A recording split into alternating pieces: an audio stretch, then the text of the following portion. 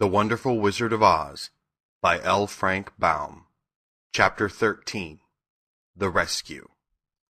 The Cowardly Lion was much pleased to hear that the Wicked Witch had been melted by a bucket of water, and Dorothy at once unlocked the gate of his prison and set him free. They went in together to the castle, where Dorothy's first act was to call all the Winkies together and tell them that they were no longer slaves. There was great rejoicing among the Yellow Winkies, for they had been made to work hard during many years for the Wicked Witch, who had always treated them with great cruelty. They kept this day as a holiday, then and ever after, and spent the time in feasting and dancing. "If our friends, the Scarecrow and the Tin Woodman, were only with us," said the Lion, "I should be quite happy." "Don't you suppose we could rescue them?" asked the girl anxiously. "We can try," answered the Lion. So they called the Yellow Winkies and asked them if they would help to rescue their friends, and the Winkies said that they would be delighted to do all in their power for Dorothy, who had set them free from bondage. So she chose a number of the Winkies who looked as if they knew the most, and they all started away. They traveled that day and part of the next until they came to the rocky plain where the Tin Woodman lay, all battered and bent. His axe was near him, but the blade was rusted and the handle broken off short. The Winkies lifted him tenderly in their arms and carried him back to the Yellow Castle again, Dorothy shedding a few tears by the way at the sad plight of her old friend, and the Lion looking sober and sorry. When they reached the castle, Dorothy said to the Winkies, "Are any of your people tinsmiths?" "Oh, yes, some of us are very good tinsmiths," they told her. "Then bring them to me," she said. And when the tinsmiths came, bringing with them all their tools and baskets, she inquired, "Can you straighten out those dents in the Tin Woodman, and bend him back into shape again, and solder him together where he is broken?" The tinsmiths looked the Woodman over carefully, and then answered that they thought they could mend him so he would be as good as ever. So they set to work in one of the big yellow rooms of the castle, and worked for 3 days and 4 nights, hammering and twisting and bending and soldering and polishing and pounding at the legs and body and head of the Tin Woodman, until at last he was straightened out into his old form, and his joints worked as well as ever.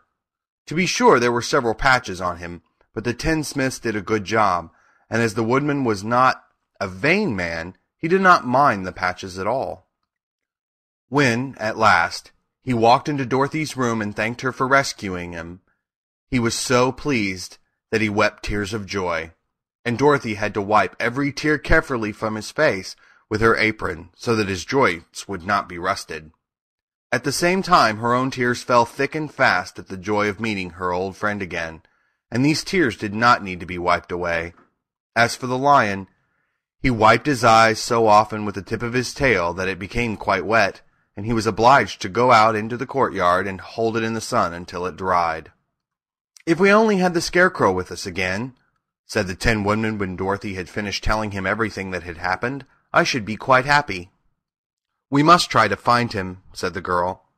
So she called the Winkies to help her, and they walked all that day and part of the next until they came to the tall tree in the branches of which the winged monkeys had tossed the Scarecrow's clothes.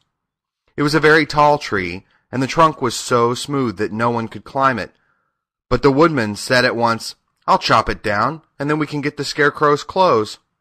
Now while the tinsmiths had been working on mending the Woodman himself, another of the Winkies, who was a goldsmith, had made an axe handle of solid gold and fitted it to the Woodman's axe, instead of the old broken handle.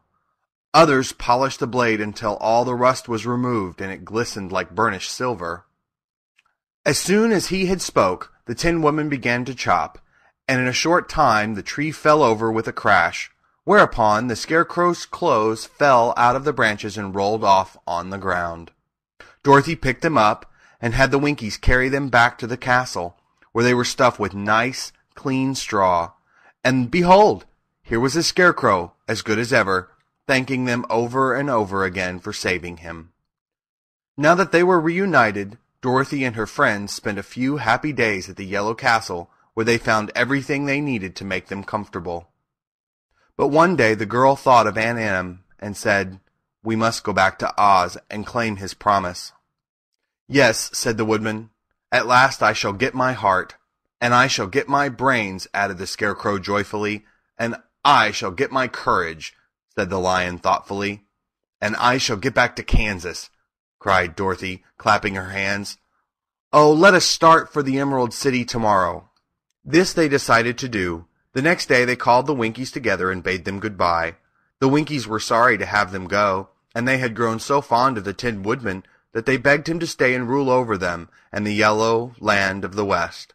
Finding they were determined to go, the Winkies gave Toto and the Lion each a golden collar, and to Dorothy they presented a beautiful bracelet studded with diamonds, and to the Scarecrow they gave a gold-headed walking stick to keep him from stumbling, and to the Tin Woodman they offered a silver oil can inlaid with gold and set with precious jewels.